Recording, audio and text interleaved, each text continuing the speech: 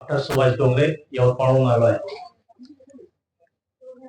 Tathagata tour आपला three sisters tour या ठिकाणी 15 मे पासून स्टार्ट झालाय. उद्याचा आपला शेवटचा दिवस आहे. एकंदरीत ह्या टूरचा अनुभव या ठिकाणी कथन करण्यासाठी मी या ठिकाणी उभा आहे.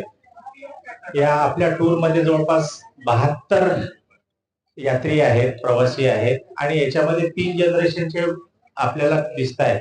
छोटे मुलं आहेत, मीडियम वयाचे आहेत आणि सिनियर सिटीजन आहेत. ह्या सर्वांचा जर विचार आपण जर केला तर टूर ऑर्गनायझर आणि टूर ओनर ह्या दोघांनी आपली अशी काळजी घेतली आहे की या टूर मध्ये आपल्याला प्रवास कमी करून जास्तीत जास्त साईट सीइंग दाखवण्याचा प्रयत्न केला आणि या सर्व टूर मध्ये कोणाला पण असे मेजर हेल्थ इश्यूज निर्माण झालेले नाहीये. ते का नाही झाले तर हे टाइम मॅनेजमेंट आणि दुसरं आपलं फूड, ह्या दोन गोष्टी फार महत्वाच्या आहेत. कारण की आपण महाराष्ट्रातून आलेलो आहे आणि इथल्या एकंदरीत कल्चरचा जर आपण विचार केला तर वातावरण आणि फूड ह्या दोन्ही गोष्टी आपल्याला फार वेगळ्या दिसतील.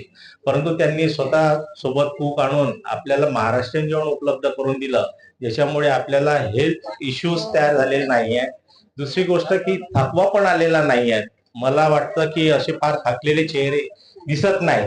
रोज सकाळी मी जर माझं जे ऑब्झर्वेशन होतं, मी माझं व्यवस्था वेगळी असल्यामुळे जरी बाहेरून जर बघितलं तर सगळेजण असे फ्रेश दिसायचे.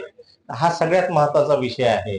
आणि गेल्या 14 दिवसामध्ये, आता मी माझ्याबद्दल बोलतोय, प्रत्येकाचा भाग वेगळा असेल, या 14 दिवसामध्ये कुटुंबाच्या सोबत आपण राहिलं पाहिजे किंवा त्यांची फार आठवण येत आहे असा प्रसंग मला तरी वाटत नाही की माझ्या बाबतीत किंवा तुम्हाला पण तो अनुभव आला असेल की घरच्यांची फार आठवण आलेली आहे आणि थोडं पॅनिक झालो आहे किंवा आपल्याला परत यार मी बोललं पाहिजे, आई वडिलांशी बोललं पाहिजे, मुलांशी बोललं पाहिजे, असं फार क्वचित झालेलं असेल.